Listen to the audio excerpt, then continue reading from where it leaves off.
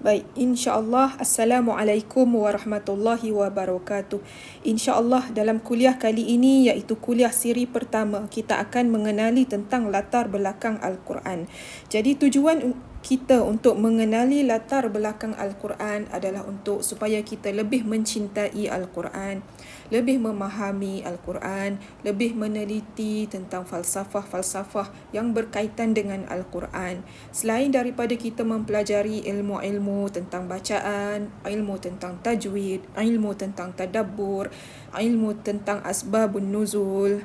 Okey, benda yang paling asas yang sepatutnya kita tahu adalah tentang sejarah Al-Quran. Okey, latar belakang Al-Quran itu sendiri.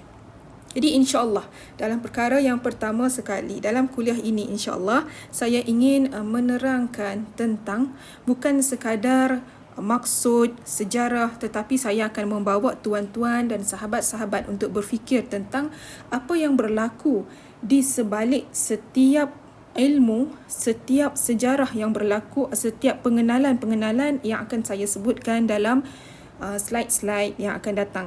Okay, insya-Allah seperti mana yang saya tulis di dalam slide yang pertama di dalam permulaan ini, dalam permulaan slide ini ialah di dalam kuliah ini anda akan dibawa memahami kitabullah dengan terperinci dan menyentuh aspek metodologi berfikir yang benar. Jadi bagaimana yang dikatakan dengan metodologi berfikir yang benar itu, insya-Allah saya akan terangkan dalam proses-proses ibrah ataupun penakkulan yang saya letakkan sebagai nota kecil di sebelah daripada penerangan poin-poin yang akan saya sediakan nanti, insya-Allah. Okey, baik. Okey, seterusnya. Okey, Al-Quran dari sudut bahasa. Jadi ulama bahasa Arab, ulama bahasa Arab. Apabila kita ingin mendefinisikan Al-Quran, sudah tentulah kita merujuk kepada pakar bahasa Arab. Sebab Al-Quran itu diturunkan dalam bahasa Arab. Jadi ulama bahasa Arab sendiri berselisih pendapat. Okey, maksud berselisih di sini maksudnya ulama bahasa Arab dia memiliki khilaf, ada kepelbagaian pendapat. Okey, saya lebih selesa untuk mengatakan ia sebagai kepelbagaian pendapat tentang perkataan asal Al-Quran.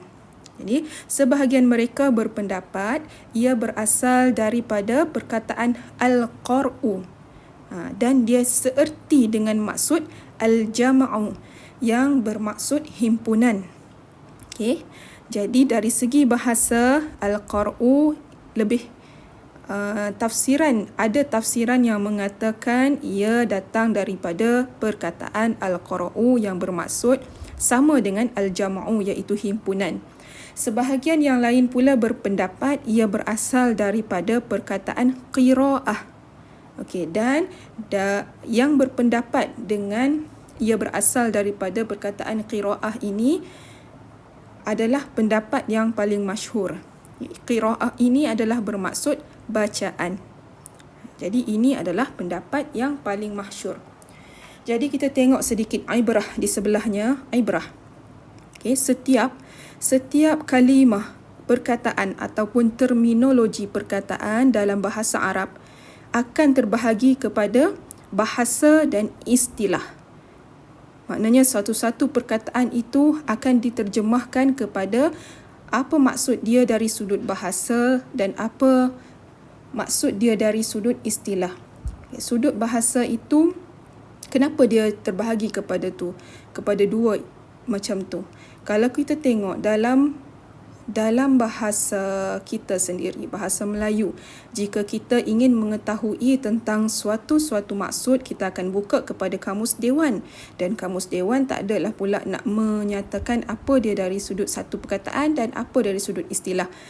Tetapi oleh kerana bahasa Arab adalah bahasa yang sangat kaya, sangat luas, sangat tinggi, maka suatu perkataan itu perlu didefinisikan berdasarkan apa maksud tunggal dia sendiri ataupun dan juga apa maksud apabila ia dijelmakan dalam situasi-situasi tertentu. Itulah yang dikatakan istilah.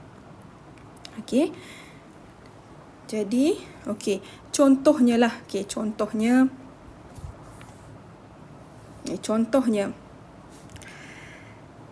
dalam perkataan dalam Al-Quran ini, dalam terminologi Al-Quran ini, kita bahagikan kepada bahasa dan istilah. Dari sudut bahasa, saya dah bagi tahu tadi, dia adalah sama ada ia bermaksud Al-Qur'u ataupun qira'ah.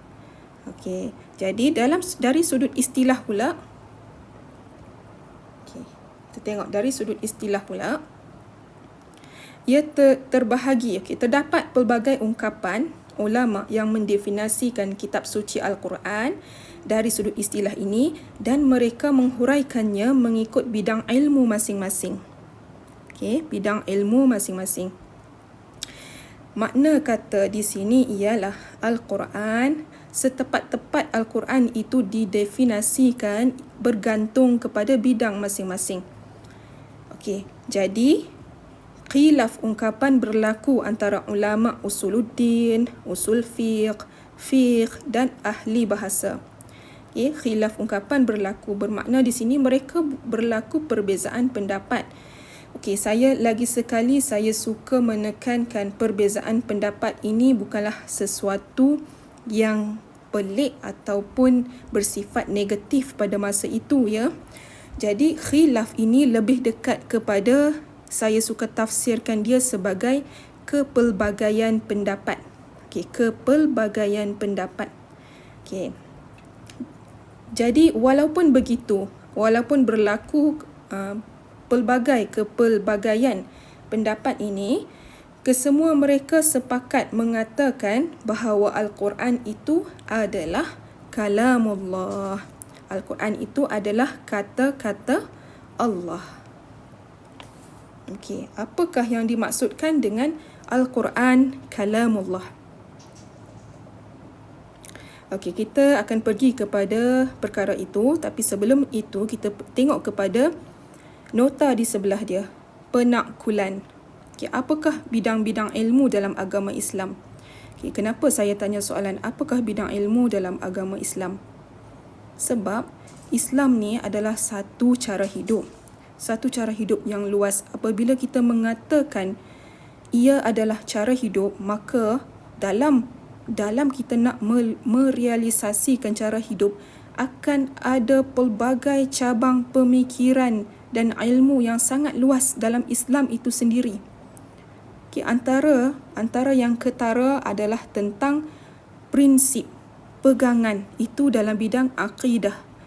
Kemudian cara kita nak melaksanakan itu dalam bidang ibadah ataupun fiqh ataupun usul fiqh.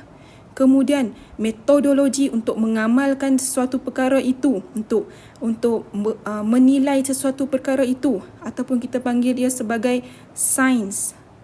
Itu dalam bidang fiqh, sains Islam ataupun fiqh Islam.